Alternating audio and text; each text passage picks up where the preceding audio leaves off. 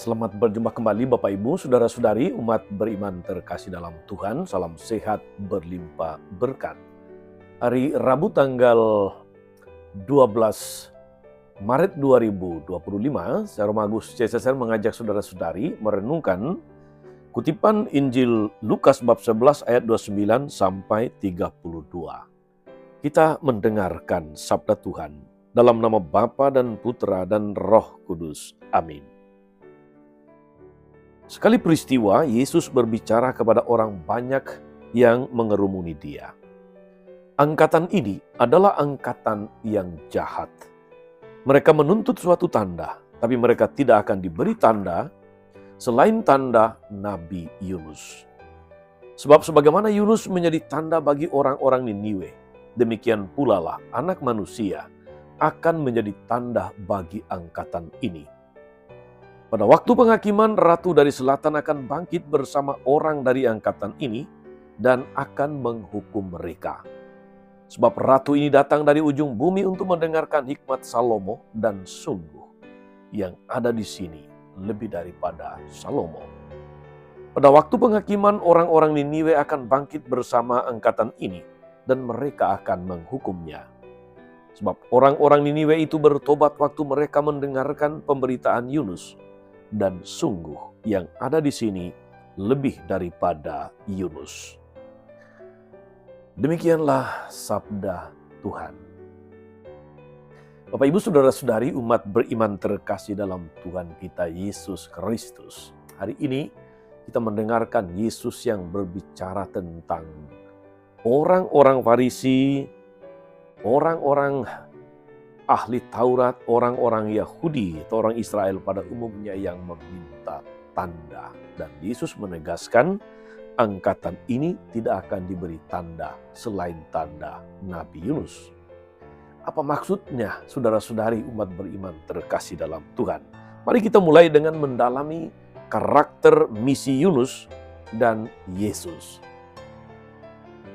Yunus diutus ke Niniwe, ada dalam bacaan pertama hari ini, dengan pesan atau misi pertobatan yang disertai ancaman.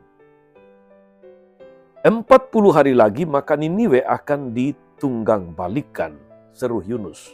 Dalam Yunus bab 3 ayat 4. Ancaman itu membuat seluruh kota bertobat. Bencana yang sudah dirancang oleh Tuhan pun kemudian dibatalkan karena pertobatan mereka. Bahkan raja memerintahkan manusia, hewan, dan ternak ikut berkabung sebagai sebuah tanda pertobatan. Dan bencana yang sudah dirancang Tuhan dibatalkan karena pertobatan mereka. Tapi ingat saudara-saudari, mereka bertobat karena takut bencana yang akan menimpa mereka.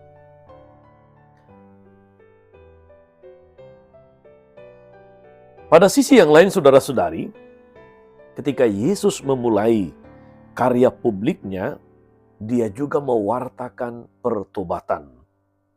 Tetapi disertai dengan kabar sukacita. Bukan ancaman tetapi kabar sukacita. Waktunya sudah genap, kerajaan Allah sudah dekat. Bertobatlah dan percayalah kepada Injil. Kata Yesus dalam Injil Markus bab 1 ayat 15. Saudari-saudara umat beriman terkasih dalam Tuhan. Orang-orang harus bertobat, tetapi semuanya demi karunia yang lebih agung, yaitu kerajaan Allah. Bukan karena takut malapetaka, bukan karena takut hukuman, bukan karena takut bencana. Jadi motivasi yang melatar belakangi pertobatan haruslah motivasi yang benar, yang luhur, yaitu karena sukacita. Sukacita karena berjumpa dengan Tuhan. Sukacita karena Tuhan mengasihi semua orang yang bertobat. Bukan karena takut ancaman, bukan karena takut bencana, bukan karena takut malapetaka. Saudari-saudara, umat beriman terkasih dalam Tuhan dalam dua misi ini. Misi Yunus misi pertobatan, misi Yesus, juga misi pertobatan. Ternyata hakikat pertobatannya sama, tapi motivasi yang melatarinya berbeda.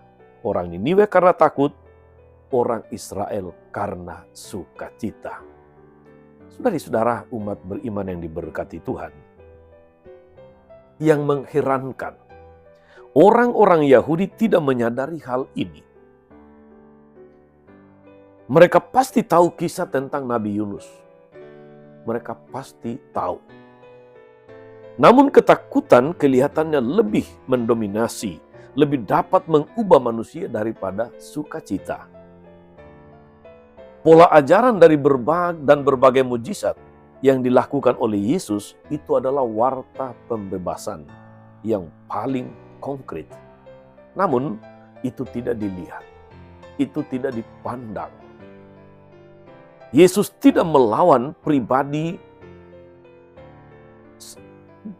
atau orang sebagai pribadi, melainkan sikap hidup yang salah.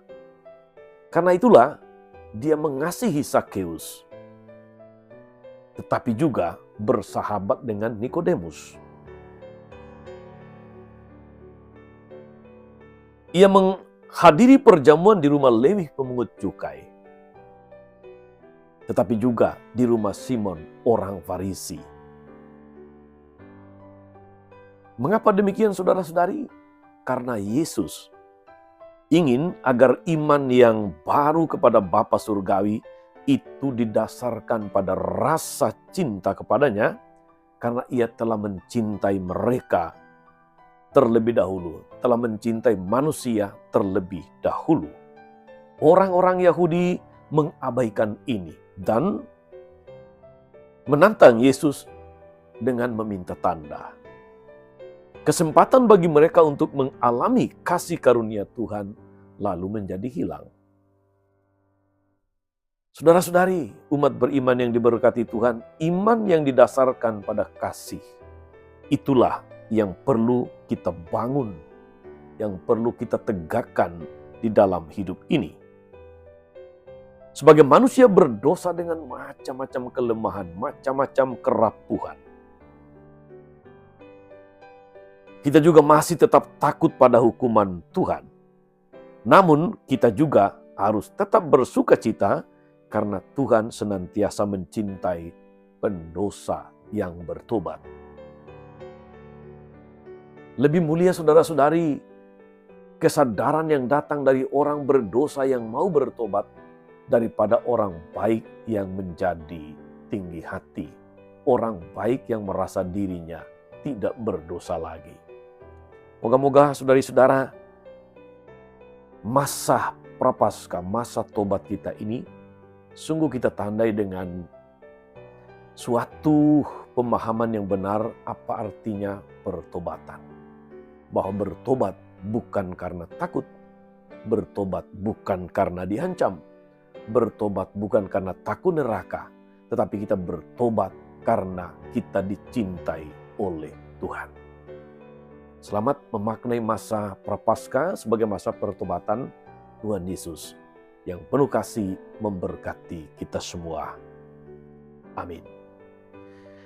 Tuhan Yesus Kristus, kami bersyukur karena firman-Mu, kehadiran-Mu, mujizat-mujizat yang Kau lakukan menghadirkan pesan pembebasan di tengah dunia. Namun seringkali kami tidak melihat itu, seringkali kami tidak menyadarinya. Ampunilah kami dan mampukan kami agar kami membangun laku tobat yang benar dengan motivasi yang benar, bukan karena takut, tetapi karena menyadari akan kasih karunia, akan kerahiman-Mu yang luas bagi pendosa yang mau bertobat. Terpujilah nama-Mu Tuhan sepanjang segala masa. Amin. Saudari-saudara, umat beriman yang terkasih, berkat Tuhan turun atas saudara-saudari, atas mereka yang kita doakan atau kita janjikan doa, mereka yang sakit dan menderita. Segala rencana, karya, dan pelayanan hari ini, Bapa dan Putra dan Roh Kudus. Amin. Tetap sehat, teruslah menjadi berkat. Jangan lupa like, subscribe, nyalakan lonceng notifikasinya. Salam 52, Tuhan memberkati.